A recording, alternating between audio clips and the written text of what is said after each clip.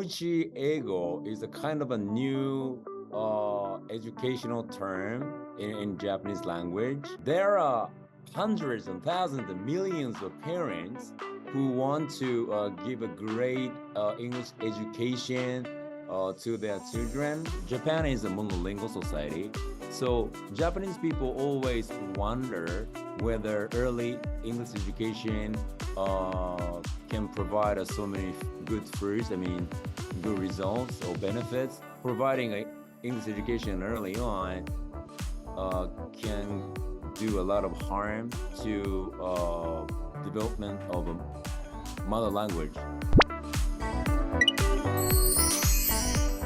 You touched on a point that I wanted to get into as well, is teaching a child 2 languages or more a good idea? Because like you said, a lot of people kind of worry that it might slow down the process of the language development, especially their mother tongue, Japanese.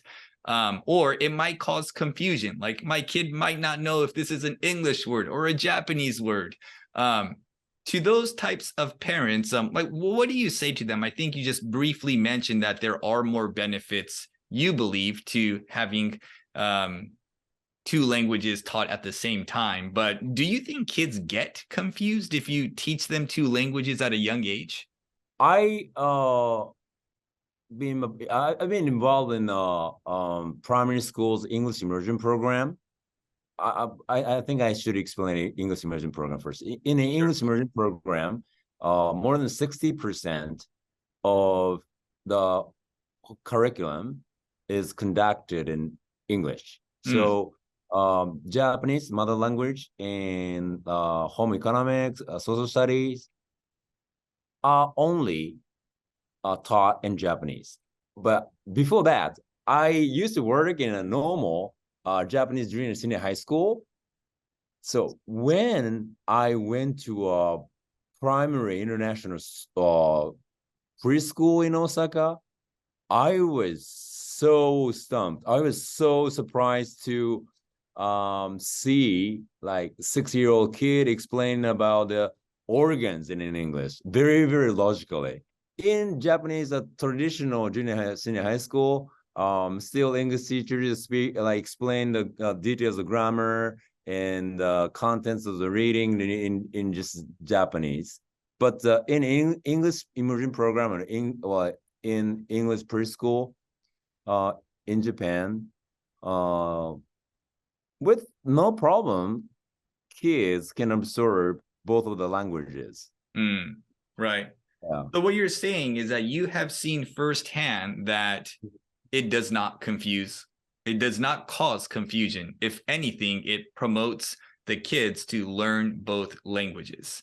And that's the cool thing, right? And sometimes I get asked about, being bilingual and what has been, the best thing about being bilingual. Obviously, my go-to answer is like being able to be in the United States and America and have friends and communicate and so on and so forth. But the other thing that only maybe other bilinguals would understand is that you can code mix. That might be the technical term, but you can speak to somebody in English and Japanese and mix the language completely and have almost like your own language that nobody else understands. So it's kind of like when I talk with my sisters, I'll be talking to them and I'm like, all right, I'm going to come and pick you up at 7:00.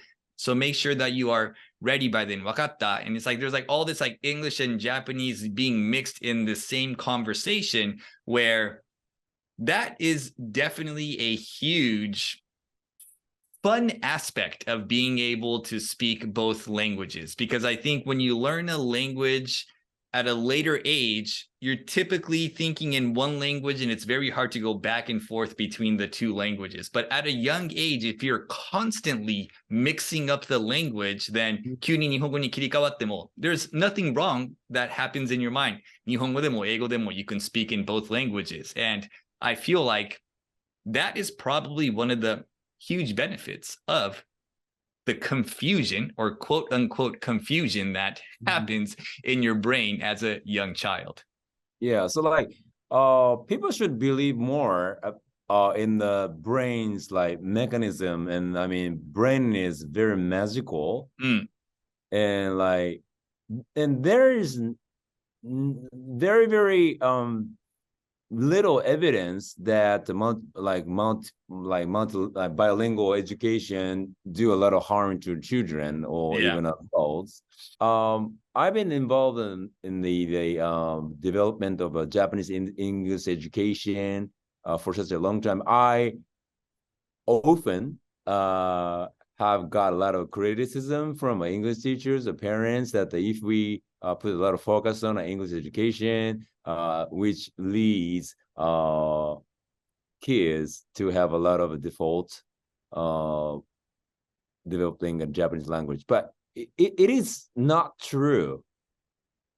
Like teachers in Japanese education have to stand up and they have to improve their Japanese education. That's true. Yeah. Yeah. In the small countries such as Taiwan or Holland or Germany, they already developed a great curriculum mechanism about their first language. They call it language arts. Language arts. Mm-hmm. Yeah. But in Japan, language arts has not been developed well. Gotcha.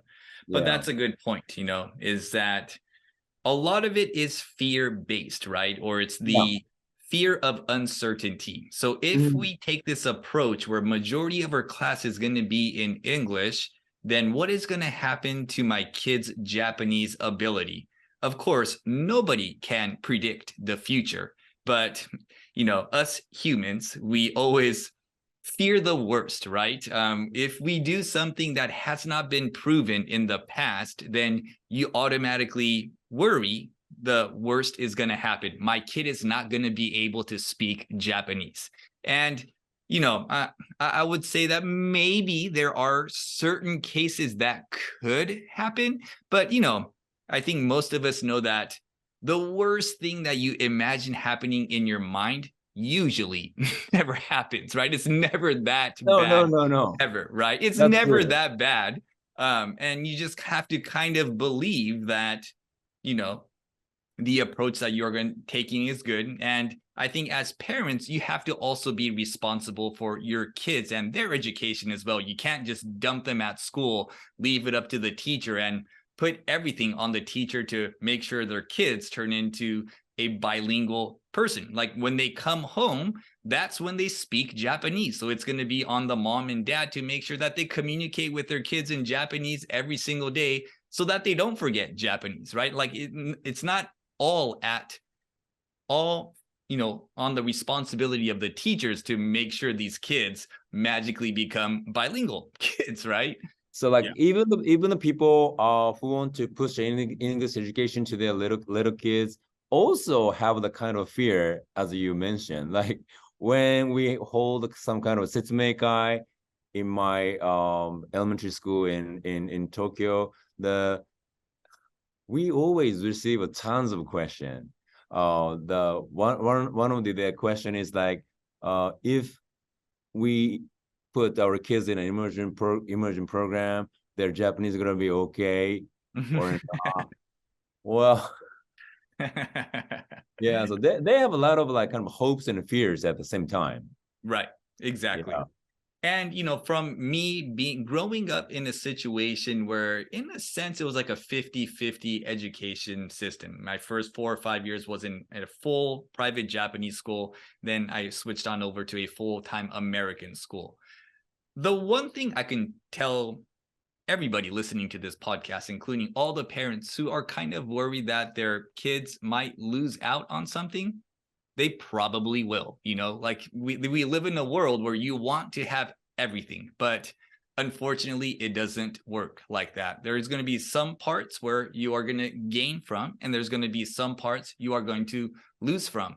The question really comes down to is, which one is more important to you? Do you want your kids to be a better, fully competent, proficient Japanese speaker? And if that is what is important to you, then the immersion program or sending your kids to international school, for example, might not be the choice for you, because that is something that you value more than speaking a second language. But if being able to speak a second language is as important as speaking the first language, then these types of immersion programs is something you have to consider. But at the end of the day, you can't be 100% perfect in both languages. Something has got to give here. And I feel like as parents, that's something very important to understand.